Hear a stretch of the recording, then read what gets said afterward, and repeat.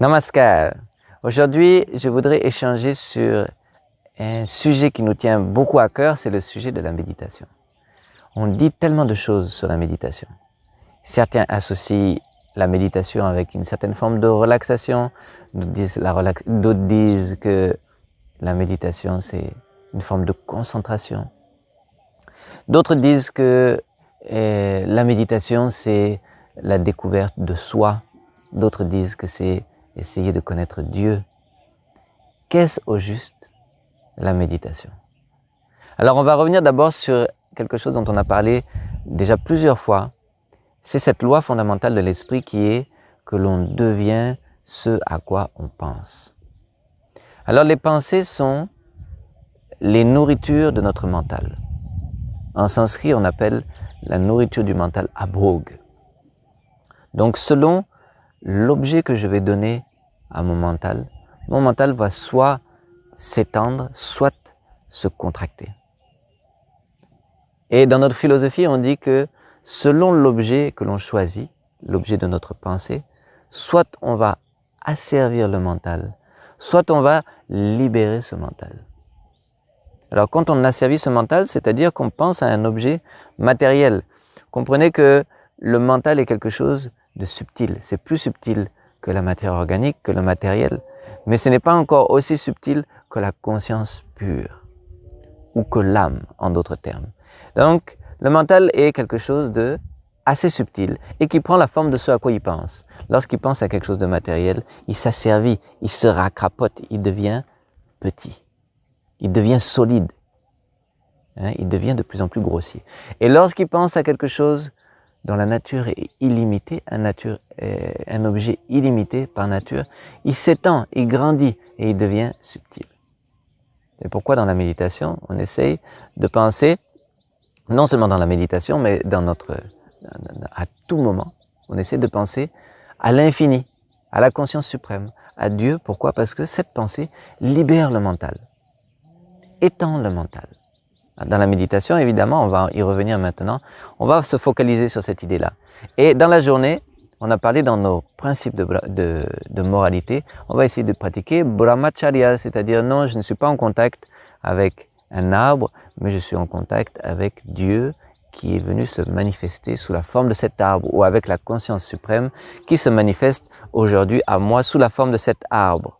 Donc, à tout moment, on essaie de garder le mental canalisé ou focalisé, où on va essayer de cultiver l'idée de l'infini, du suprême qui est l'essence ou qui est derrière chaque objet que l'on rencontre. Maintenant, dans la méditation, qu'est-ce qui se passe? On va essayer de se concentrer. Effectivement, il y a un aspect de concentration. On va essayer de se concentrer, mais cette concentration n'est pas le tout de la méditation. On commence à se concentrer, et concentrer, ça veut dire qu'on va essayer d'écarter tous les objets qui ne nous intéressent pas, puisqu'on veut se concentrer sur l'étude d'un objet bien précis, bien particulier. Donc dans la concentration, on écarte tous les autres objets pour se concentrer ou se focaliser sur un seul objet. Un ami, un autre dada, un très bon ami à moi, disait c'est comme si vous regardez la lune, et vous regardez la lune, vous utilisez une longue vue. Lorsque vous utilisez cette longue vue, vous allez vous canaliser, vous focaliser sur l'objet voulu, la lune en question. C'est-à-dire vous avez écarté toutes les autres planètes, tout autre objet qui puisse perturber votre attention. Donc dans la concentration, qui est la première étape de la méditation, on va concentrer concentrer nos pensées sur un seul objet. C'est pourquoi mon maître disait que la méditation, c'est une pensée concentrée. Donc on concentre notre pensée sur un objet. Une fois qu'on a fini de se concentrer, on va commencer à contempler cet objet. Donc il y a d'abord une phase de concentration, et la deuxième phase maintenant, c'est une phase d'étude à proprement dite, et cette étude à proprement dite, on peut l'appeler la contemplation. Dans le cas de la lune, on va maintenant regarder la lune, essayer de canaliser toute notre énergie mentale vers cet objet qu'est la lune pour en comprendre l'essence même. Et évidemment, dans la méditation, on est en train de se concentrer sur la conscience suprême. Pourquoi? Parce qu'on a dit il faudrait que on étudie un objet qui soit infiniment grand, parce que l'étude de cet objet va amener à la libération du mental. Mais l'étude de cet objet maintenant, lors de la méditation, ça ne va pas être simplement de comprendre ou d'analyser cet objet. Ça va être d'en réaliser l'essence même. Et c'est ça qui est très intéressant, parce qu'il y a une grande différence entre connaître, c'est-à-dire avoir toutes les informations sur un objet, et en réaliser son essence, ou en réaliser, en appréhender ce que vraiment il est. Alors par exemple, prenons l'exemple de quelqu'un qui fume des cigarettes. Je pense qu'aujourd'hui, tout le monde sait que fumer est une mauvaise chose. On le sait, mais il n'y a pas un changement comportemental. C'est-à-dire, c'est une autre information qu'on nous a donnée. On sait que c'est pas bien, mais on n'a rien changé à notre vie. On dit, ok, demain je vais arrêter de fumer. Ça veut dire qu'il n'y a pas eu de prise de conscience. D'accord? Alors que dans la méditation, ce que l'on cherche, c'est une prise de conscience. Une prise de conscience de ce qu'est l'essence de cet univers, l'essence de ce monde. Et lorsque vous prenez un tant soit peu conscience de ce qu'est ce monde, qu'est-ce qui se passe? Il y a une transformation immédiate de votre être. La personne qui prend conscience réellement, qui a une prise de conscience que fumer est mauvais, il arrête de fumer en même temps. C'est immédiat. D'un seul coup, il prend conscience que c'est ridicule, ça n'a aucun sens de fumer. Ça n'a aucun sens et c'est mauvais. Mais pourquoi est-ce que je fume? Je jette la cigarette en même temps. C'est une prise de conscience. Et de la même manière, la méditation ou la spiritualité, tant qu'il n'y a pas une prise de conscience de ce qu'est l'essence de ce monde, il n'y a pas une transformation de l'homme. Ce qui m'a amené aujourd'hui à être devant vous et à parler dans cette tenue orange, c'est que un jour, lors de la méditation, j'ai eu une prise de conscience de ce qu'est l'essence de ce monde. Et cette prise de conscience, en même temps, c'est comme une renaissance. Elle change votre regard pour toujours, de façon immédiate et pour toujours, sur ce qu'est le monde et la vie. Donc dans la méditation, ce qu'on cherche, c'est une prise de conscience. On va contempler l'objet jusqu'à ce qu'on prenne conscience. C'est-à-dire que cette réalité tombe dans notre cœur. On prenne conscience de ce qu'est ce monde, de ce que je suis moi-même. Et cette prise de conscience, c'est ça qui change la vie. C'est ça qui fait qu'un homme devient quelqu'un de spirituel. Pour en revenir au sujet de Svadhyaya dont on a parlé auparavant, c'est pas simplement la lecture, l'accumulation d'informations qui nous intéresse. L'accumulation d'informations ne change rien à la vie d'une personne. C'est d'en faire la prise de conscience. Donc lorsque l'on médite et que l'on contemple l'objet, on va contempler cet objet, donc qui est la conscience suprême, on va contempler cet objet jusqu'à prendre conscience de ce qu'il est réellement. Et lorsque vous prenez conscience de cet objet, il y a une transformation immédiate de celui que vous êtes, celui ou celle que vous êtes. La prise de conscience. Donc je voulais revenir sur ce sujet parce que il est tellement important de comprendre que la méditation, ce n'est pas une mécanique, ce n'est pas une accumulation de données, c'est une recherche de prise de conscience de ce qu'est la conscience.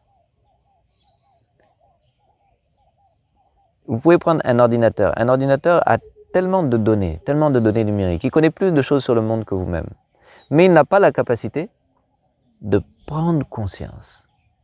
Et c'est ça qui est la particularité des êtres vivants et la grande spécialité de l'être humain. L'être humain a une grande capacité à prendre conscience. Et c'est pour ça que l'être humain est être humain. Et plus il prend conscience, plus il devient divin.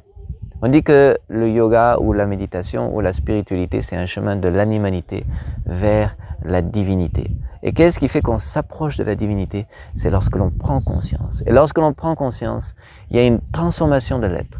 Il y a une transformation du regard. Il y a une transformation du comportement.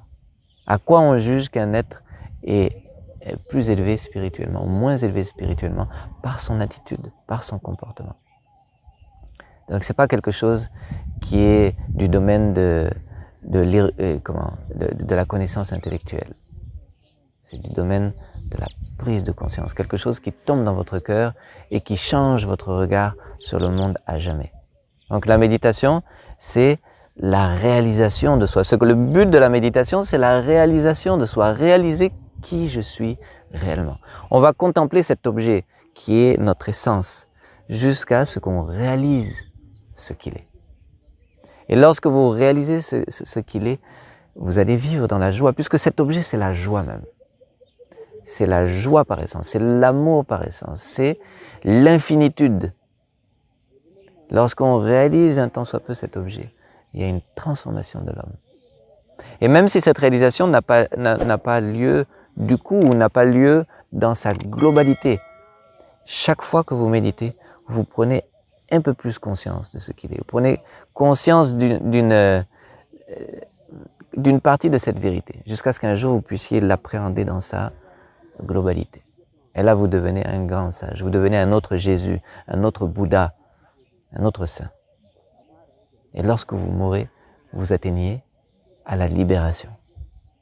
Voilà, vous avez appréhendé un objet infini et cet objet infini vous amène à vous immerger dans cet infini. Le salut, c'est l'immersion dans la conscience suprême, l'immersion dans l'infini. La prise de conscience est telle qu'on devient un avec la conscience suprême. Voilà le but de notre méditation, la prise de conscience.